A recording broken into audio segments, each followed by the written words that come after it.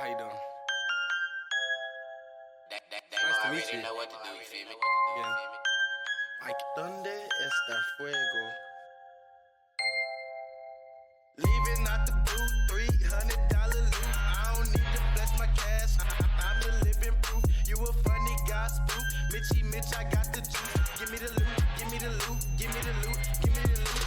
Leaving out the booth, $300 loot. I don't need to flex my cash. I'm the living proof. You a funny guy, spook.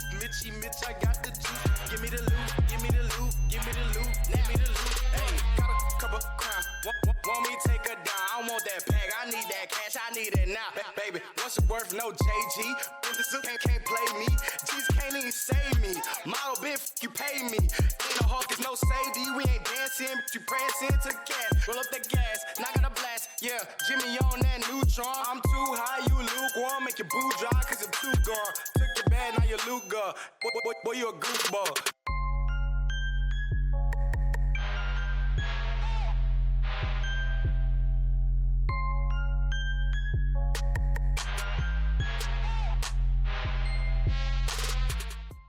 Hi, my name is Juwan Jennings. And I'm Cedric Williams. And welcome to PVAMU TV. Now today, you guys, we have a special, extra special guest. We have Denzel Whitaker here. Hey everybody, how y'all doing? I'm so excited. We're so excited. So Yes, sir. I want you to go first. All right, so I'm gonna go ahead and start it off. So out of all of the roles that you played in everything that you've been in, what was the cringiest role that you've been in? Cringiest. Cringiest. Yes. Ooh, that's a fantastic question. Cringiest. Cringy? I once did an underwater movie called Submerged. Okay. And that was where it was me and maybe like a gang of 7 people, give or take, right? We're all in the back of this limousine. Now this limousine, we get caught in the crossfire, some dangers, some stuff that's out of our hands. The limo careens off the highway and plummets into the ocean, and then it literally submerges underwater. I can't swim. So that is very cringy for me to be in a limo movie hypothetically underwater where we did multiple scenes where I'm supposed to be swimming to the top and you know, my first day showing up, I was supposed to be dead underwater. Next thing you know, they fill the entire limo with water and we're like trying to fight our way out and I can't swim. So that's just cringy for me. Other than that, working with like tons of fake blood. I once did a Wes Craven film called the working title was 25-8.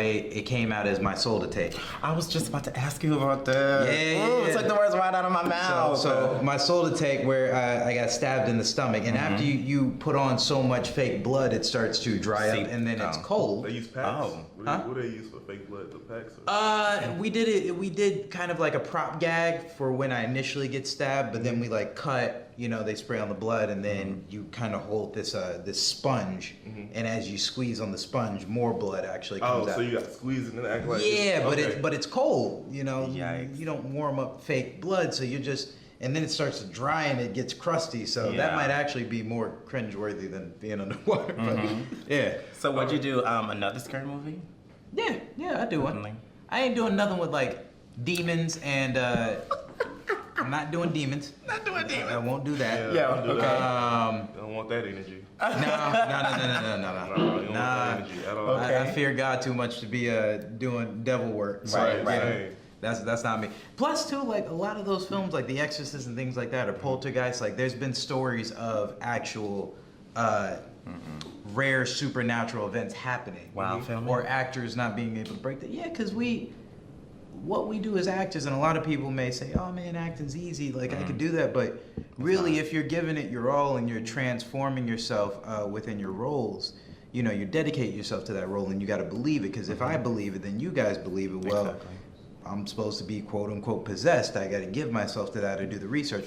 I ain't having that in my life. Yeah. Nope. You ain't about to introduce that to me. Sorry. Dang. No. Great. Dang. Okay, so on me? Yeah. Okay, so my question is, tips and advice for working actors or, you know, aspiring actors getting in the industry in terms of hustling and really getting roles. What is some advice and tips?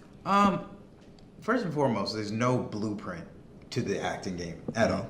There really isn't. I got started when I was 10, and I'm very thankful to get started at that age, because if I were to do that now, I don't know, to be honest with you. It's a little bit different when you got to provide for yourself, you know, as a man or a woman outside of the house, like what you got to do for survival. You know what I mean? Whereas when I got started at 10, there was like a luxury of finding out the craft, having that time to explore it.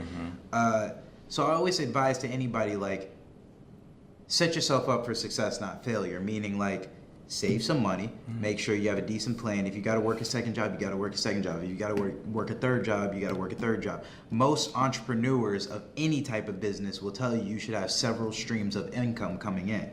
And a lot of times that doesn't stop with your 9 to 5. Once you get off, you got all of these hours in between when you fall asleep. What are you going to do with those hours? You know, Rick Ross, I was watching this interview with him and Joe Budden, and he talks about, like, why MMG was always on the forefront. It's because he was like, never leave any money on the table. You know, if I know that I'm right now chilling at home with the homies, or I'm, you know, doing extracurricular activities, whatever it may be, whatever your vice is, like, if I know that same hour can be spent applying it towards my business, well, then I got to get after it. And as an actor, your entire business is your being. Like, your body is your business. The clothes you wear, your hygiene, how you present yourself, what's your online persona look like, what is your character like in front of people, what do people say behind you, like, a lot of it is vanity. You see how I snuck that hygiene in there? Don't be musty. Don't be Yo, musty. you have to. Don't be musty, y'all. He tried to be slick with the He did. Don't be musty. Don't come here job musty. It ain't them. It ain't them. If anything, it's me. I've been sweating today, so, you know, baby. No, it's okay. But you know, your body is your business, and that's another thing. Instrument, yeah. Yeah. That's another thing that I had to be aware of within my own business is every single day, make sure to take care of my vessel. Make sure to always sharpen your sword, for instance. You know what I mean? Like, if you're new to the game, get in acting classes. If you got an audition to do, you take that audition. Like, don't leave an opportunity on the table. Take every single opportunity, because you're going to put up shots. You're going to put up shots in this business more than you will any other business. I like to tell people, like, in the acting business, you are going to have several job interviews. You are going to get rejected so many times more. If you're, you know, an architect or whatever it may be, you work in, like, you know, your regular whatever hustle it is, you might go in for a couple job interviews, get turned down, whatever, you'll get your job. Acting, you could go in for 3 auditions a day, get turned down on all of them, get back up the next day, and you got to get rejected again. So keep going. It's not a thing that you could do for like 1 year, boom, and you're good, because anybody I found that have done like 1-2 years in the game, you know what I mean? Like, it's a steady rise, and you got to know what to do each time you keep rising. Like, how do you keep that platform? How do you keep that without regressing? Okay. I love that. So speaking of acting, how many times have you been featured in a movie? Is this your first feature film? No. It's not my first feature film. Featured in, what do you mean by featured? So as far as being the main act, like the okay. Let's see. More so this year, yes, has been more lead roles for myself. Usually I'm playing like supporting, or like, you know, the best friend to the I'm always playing like the best friend to the white kid in the suburbs, you know what I mean? Because I grew up around white people, so naturally I that's what you can know. play That's those what you do. You're roles, familiar with it. It's my vernacular. It's how I talk. It's they're like, oh man, you're like a black white kid. I can't quite figure you out. You're like Donald Glover. Oh my God, you're so educated. Donald Glover. Yeah. Which is a compliment though, because dudes like Donald Glover and Jordan Peele are paving the way for what I kind of want to do. Is like, my whole initiative in the game is I've seen so many examples of black men and women who come from poverty or the struggle, or I'm tired of like slave movies and all that stuff. Oh, I was just talking about that. Is the general scope of Hollywood, or what they like to picture us as. You know? I came from a good family. Like, my parents worked as immensely to make sure that me and my siblings didn't have to go through the same struggle. Like, we grew up good. We had money in the house, like food on the table. I got an older brother and an older sister. Okay. But you know what I mean? Like, I came from a good home, and I want to represent what that is. Like, what does it mean for black people to come from affluence and be able to handle everything that they can handle? What does it mean to just be like a black nerd? Like, we're starting to see new shades of More that genres, within yeah. I love it. in media and entertainment, but I think we need more of that because that was me growing up and I didn't have enough examples of that. Okay. You know what I mean? So then I had to identify with my own blackness and then to discover it's like, yo, I could be as nerdy and talk about NASA as I want, and I could also rock the fresh J's and Mac on your chick too.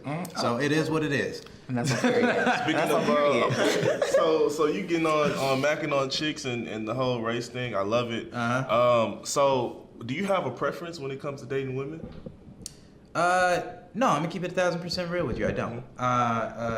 What my god sister would like to say is I'm an unconditional lover, meaning like, Oh, me too. well, there you go. Shut up. But you know, my first girlfriend, she was white. Like I've dated pretty much a spectrum of it. I just had this talk the other day with my co-star, and it's not for nothing. It's not like I'm purposely seeking a specific race. To be honest, I love women. Like I love all women, different shades, yeah. whatever it may be. For me, it's about who the person is. And then there's always an issue of, oh, okay, well then I got to bring you around my family, and oh, well, what is my family gonna, and all that stuff. I had to throw that out of the wind, and to be honest, it got to me with some of my first real serious relationships. You know what I mean? When I bring a white girl home or a Latin girl home, and it's like, oh, there goes Harpo, who that white woman? there goes Denzel again. You know what I mean? Like that.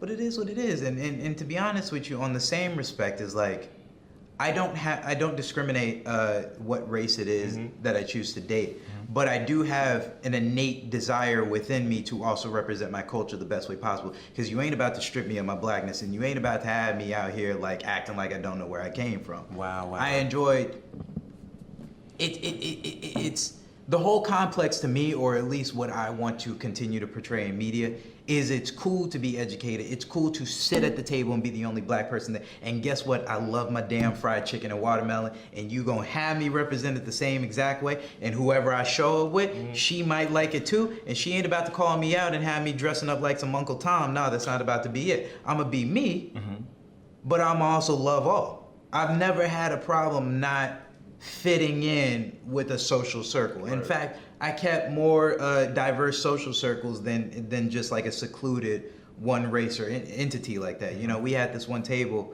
back in my high school we used to call Little Africa, because there was maybe only like Africa. There was maybe only like 20 to 23 black people within the entire There's my always entire that. high There's school. always that one table. That Yeah, one so they table. call I even it- had that at one table at my middle school and high Africa. school. We Little call it Little Africa. Yeah, we Africa. call it Little Africa. But they were mad at me because I never wanted to hang just at the table. Like, I'm flown from here to here to here Yeah. to here, and that's how I've always been. So you can't contain that. Like, I love my culture. It is what it is, and I'm gonna date whoever I want to date. And somehow, some way, the complexities of all that, you're going to see what the new black is in America, whatever we want to call that. You have any crushes on any celebrities that you would, to this day, if mine is Jada Pinkett Smith. Okay. Queen. That's a good question, man. No. To be honest, that's a fantastic question. Because I always used to have celebrity crushes, and I wish I had more, but I don't. I do. I Let's can line see. them up. Indeed. I'm just kidding. I mean, if you were to pick something out, like what's my girl's name from Fresh Prince back in the day? Nia Long. You Coming know, along. Yeah. I thought he was gonna say Who? the little sister. Yes, Tatiana. Oh yeah. Ali. No. Oh my Yeah. God. Yo, I love her. She's gorgeous. I gotta I check love her her. out. I don't know what she looks like now, but So I gotta check her Ashley, out. bro. Yeah. Right. Ashley. Yes. We put her on the list. We put Nia Long on the list. You know what I mean?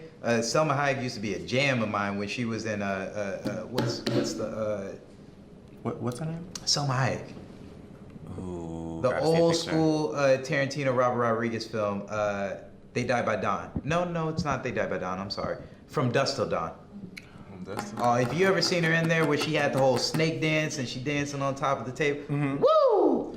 Gosh. You see what you did, Cedric? You see what you did? Hey. Let's get back on topic. Come on, man, yeah. Okay, so I want to talk about the Great Debaters Uh-huh.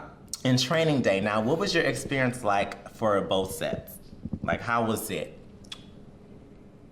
Training Day, I was very novice to the business. That was actually my first role. It was I know you supposed to started off be- as a background actor and Yes. then was moved up to Exactly. more important. Okay. Yeah, okay. There we go. You know I do my research. I see. Good work. But yeah, that literally was my first role. So more of that was me stepping on set and being exposed to everything. And I'm Yeah. not really know how a set is supposed to run. And I'm just excited. It's free food, and I meet Denzel Washington at the time. And again, I don't understand the magnitude of who he is. I'm Right. 10. What do I do know you- about acting? What do I know about the business? Right. I'm just happy I don't got to go to school. Yeah. And I know I'm in the hood, and it's like, okay, well, don't get shot. Right. And this is my chance. So I really enjoyed that experience, and I remember it being a long process. It was a long day, and I was getting used to set hours, and from then on, I went to do 2 years of background work afterwards. So that was just kind of like breezing me into the business. Background work. What do you mean? Like background talent. So somebody who it's how would you say? I don't want to say crowd filler, but supplementing the world, the atmosphere. You know what I mean? Whether it's somebody walking by or sitting in the like stands. extras. Exactly. Okay. Yes, they call them extras, but Okay. background talent, background casting, many Gotcha. different names. Gotcha. Extras. So that for me was just like getting into the world, and then Great Debaters, still Amazing hands movie. down. Amazing movie. Thanks, man. Yeah. Still, thank you. One of my favorite films, to be honest with you, and probably one of my prized work experiences on set, just because it was like that. Again, we went to debate camp, and then I remember like the first week, like Denzel got on us about like what it means to know our lines and to show up, because we had our I'd be lines. scared. And we're all I'd pre- get it together quick. we I'd were be all like, "Yes, sir." prepared, but I remember we did the first rehearsal, and he said, "So none of y'all know your lines. What are you gonna do on Monday?" It was like we all went home and we had Straight to like train. that? Like- Yeah. Hey, I would do it too. Veteran No. in the game, like, come on now, y'all. That's the wonderful thing, and I'm so thankful to this day, is that Denzel was an incredible mentor in I my was life. just gonna ask you. It's so crazy how our questions are blending in. I was just Oh, gonna bro. ask you that. Listen, man. How was that? The first week of filming, I remember he came up to me because there was one scene I had in particular where I'm getting ready for debate tryouts. I'm putting on the aftershave, I'm getting ready to go see Miss Book, and he comes up to me. He's like, "Hey, man, less is more." And so I tried again. He's like, "No, less." And from then on, he was like, "Yeah, that's the right take. Keep doing that. It's all about the shades of gray. Life isn't just black and white. It's the shades of gray. It's the little nuances in between." And from that, he really started training my eye on what film acting is, what on-camera theatrical acting is, because I come from a world of doing sitcom and sketch comedy, from doing all that. So it was a little bit more out there when I was doing Nickelodeon and all that, to then bring the Yes, performance I remember down. that. Energy is a little high. Yeah, exactly. It's a Yeah. little bit more, A little just up there and out. Yeah. buffoonery. Come on, buffoonery. I love it. Which I love it, and it's good for Yeah. the kids. But you know what I mean? Like as an adult transitioning, I gotta bring it down some. Yeah. So I would like to see the transition. I would like to Great see Debaters was that transition for me. it. Okay. Okay. Well, you. And then I always started to ask him questions on set, and he started noticing this curiosity within me. And he bought me my first camera, got me a director's viewfinder. He said, "Bring a sketch pad every single day or a book, and bring your chair right next to me, and I'm gonna teach you what I know about directing and acting." So I show up every day, and he had a whole bunch of quotes, and I was just starting like a little diary of everything that he would tell me. To even when we wrapped the film, he would invite me to the editing bay, show me how the film's cut, show me how they like put in temp score, and then how they go to the actual sound stages, different things like that. And he persuaded me to go to film school. So he really has been monumental with my transition from in front of the camera to behind the camera, and my other also question, too. just elevating everything that I do theatrical wise with my acting. And ever since then, I've been able to find the nuances since. And it was like after that first week, I snapped into it, and I was like, "Oh, okay, so this is what acting is about." And once that snapped for me, it broadened my horizons. He wanted you real well-rounded. Yeah, absolutely. I mean, I love that. You're thrown in with like Denzel, you're thrown in with Forrest, with Nate, with Journey, Legends, with Jermaine. You're thrown in with all of these people who have this immense amount of talent, on top of everybody who is supporting within that film as well, to then be like, "All right, sink or swim. the fact of the matter that I can walk away from that film or even be recognized at NAACP for Best Supporting Actor, which I'm still still shocked about. You know what I mean? Like, the fact that it is a testament to how much I had to rise to the occasion, but how instrumental all of those pieces were to my development. You know what I mean? Life is So crazy. I'm thankful for Life it, man. is crazy. It's the first time I've flown on a Learjet. Learjet. First time I was on a Learjet. I had lobster and crab and all that stuff. It was great. So for the people who don't know Uh-huh. about how you got the Best Supporting Actor, could you explain to them the role that it was that you played that got you that award? Yeah, it was Great Debaters, and I won for Best Supporting Actor at the NAACP Awards. I forgot what year it was, and I was going up against Tyler Perry, Wow. Chiwetel Ejiofor, I believe that's how you pronounce his name. I think Nate was also in there. Okay. And I forgot who else I was going up against, but yeah, I didn't think I was gonna. I mean, I didn't think I was gonna win. What is that? What is that Halle Berry Right. meme where she won that? She was like, Yo, "Yes, you!" like I was frozen. I'm gonna be honest with you. I was frozen in my seat, and when they called my name, I thought I literally thought I misheard something. Maybe I thought I wanted to win, but no, they called my name, and I walked up there. I almost tripped. That's how excited I was. I was walking up the stage, and I was like, "Oh boy, don't trip, don't trip." Okay, I got Right. myself. Yeah. Did they play the scene that it was that got you it, or it was just over the course of the whole movie? They didn't play the scene. They just played the movie. I think Denzel won that year too. I'm not sure, but yeah, man, it was a special time, bro. It was a real special time. I love Yeah. that. So I want to talk about the movie that you're shooting here on campus, the Okay. freshman year. Yeah, yep. So what can you tell us about your character, or what can we expect from the movie per se? Sure. So, kind of almost aligns with my initiative. I'm playing this character named Andre, who pretty much grows up in this predominantly white suburb, and you know, he plays basketball, and he's immensely talented, which is not me in real life. I don't play sports.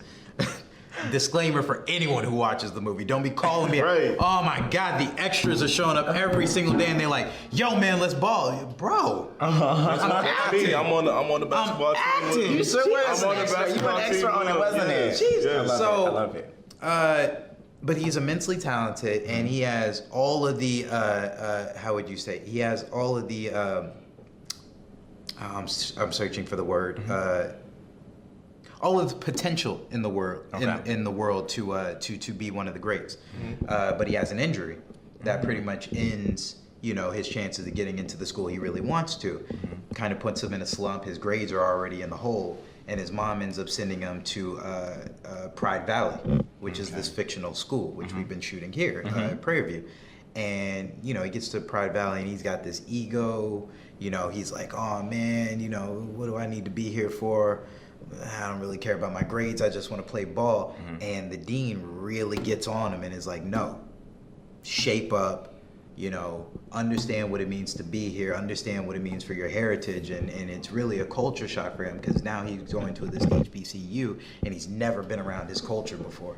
And so that's why I say it's kind of like my own personal initiative, where it's like he's thrown into the pit, and now all of a sudden it's like, oh, okay, Andre got swag. Oh, okay, he gets a taste of what it's like. Oh, okay, he's got this, you know, dark skin, you know, beautiful thing that he's like chasing after. Oh, okay, you know. But within that entire experience, it humbles him, and he finds his voice. He finds his stride. Yes, Yeah. yes. I'm so glad to have him here. Right. Okay. So who plays the dean? Oh yeah, Cheryl Lee Ralph. Woo! I seen her. I was scared to I talk got to a her. picture with it. I was like, You should. No, she's sweet. She's I- super sweet. I did. When she first got here, she got the car. She was talking to Jo and Koyo. She was like, "Hey, what's up?" Da da da da da. Yeah. Hugging them, speaking to him. I was like, little on me was like, "Hi, Cheryl." No, she's super sweet. I promise you. In fact, a good friend of mine, Etienne, is her son. So I knew her like a little bit. Like I had been over the house, like kind of met her, but I don't think we really like knew each other like that. So it was cool to finally put up scenes with her. Right. And again, for me, it's always working with greats or again sharpening me as an actor. You know what I mean? So she gave you tips. It's more like, look, you play, right? Yeah. So if you playing basketball and you playing against somebody who's great, what does that do for you? Okay. Yeah, it lets you. It sharpens your skill set, right? Yeah. Because for me, it's like, I could work with all the other actors, and the other actors have been phenomenal as well. But here we are in this indie film where, like, I'm put in a position, number one, on the call sheet where I can actually give back the same way Denzel had gave to me so long ago. I can teach, some of the younger ones who are less experienced, like, hey, this is what you do, these are the camera setups, et cetera, et cetera. So then when Cheryl comes in, it's like, oh, yeah, okay, let me strap on my boots again, let me get back on my grind, like, we getting serious. And even within those scenes, like, I felt this immense energy and this shift where it was like, okay, well, let me take what you just gave me and then give that back. And so it's always you're paying it forward, you know what I mean, generationally, or paying it forward just experience-wise. Did you guys do any type of improving, like back and forth? Oh man, she almost improv her whole scene, like, cause really? That's the thing, It's like, that good. Once you know the roots of the scene and once you know what our characters stand for, go play ball. Like Vincent, the director, is not precious about any of the dialogue, and most directors I've worked with aren't precious about the dialogue. It's really like, just go.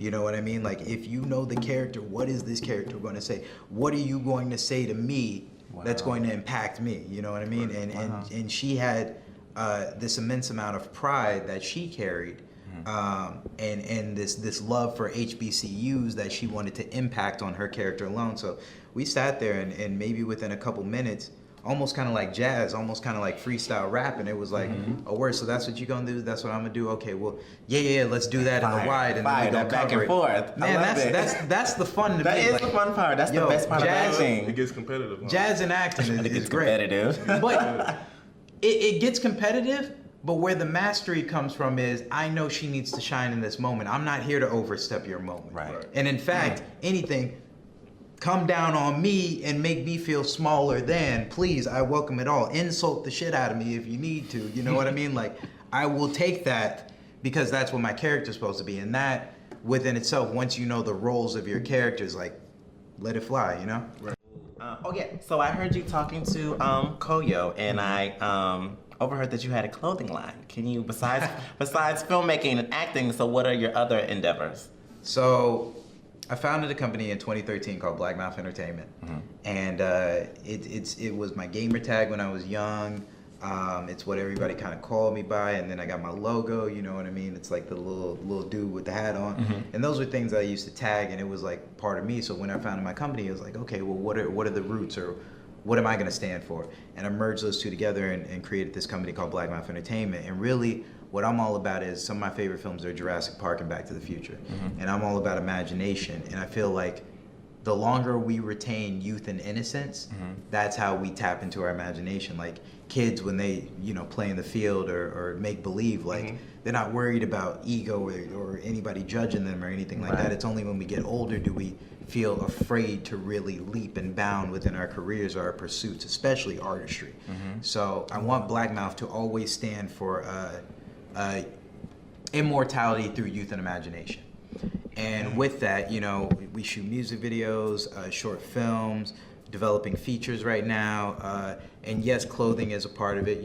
Like I've designed some merch, but I want my merch to be fly. Like, you know what I mean? Like I got a champion / Black Mouth jersey, you know what I mean? Okay. Shirts, different things like that. And I'm still working it out. It's a work in progress, because like any new endeavor in any new business, you got to learn, like, what are these textures? How are these shirts made? Like, how do you do an overhead cost? But it's really sharpened my business acumen to be able to handle my own, because now I'm not just thinking about myself as an entity, I'm thinking about a brand. Yes. And now branding as a whole, now I'm always thinking about the business, and now thinking of business as a whole, now I can convert that to my acting and filmmaking, and it's always, again, what are those different streams of income, you know what I mean? Like, I want to be, I want to be around for a while, you know what I mean? Like, all of the people I admire have done very well for themselves by always self-propelling themselves.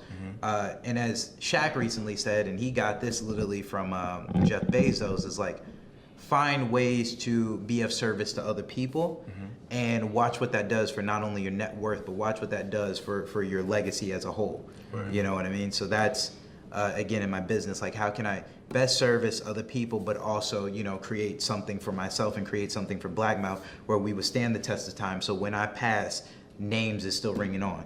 You know, the Egyptians say you die twice. When your body passes on this earth, like when your soul detaches from your body, and then when people stop saying your name. And so I'm trying to have my name said On way everybody's longer mouth. than when my, you Right. know what Yeah. I mean? I love so it. It is what it I is. like it. I do too. Well, that's time, guys. That's it for the day. Definitely, definitely. Anything else you'd like to say? Yes, at Blackmouth on the Instagram, because I don't really deal with all the other profiles. If Instagram were to die tomorrow, I don't know where y'all catch me. But just look up Blackmouth, blackmouth.com. That's how you get a hold of me if y'all want to collaborate. Just holler at your boy. Other than that, I appreciate all the love. Thank you so much. Sincerely from the bottom of my heart, I thank you for the platform that I could stand on. And if I could inspire and touch somebody or at least, you know what I mean, like challenge somebody to be great, that's really my initiative. So I just want to send love to everybody. Send love, spread love. We need more of it in the world. All right. Oh, wow, I love that. All right, guys. All Signing right, out. see you.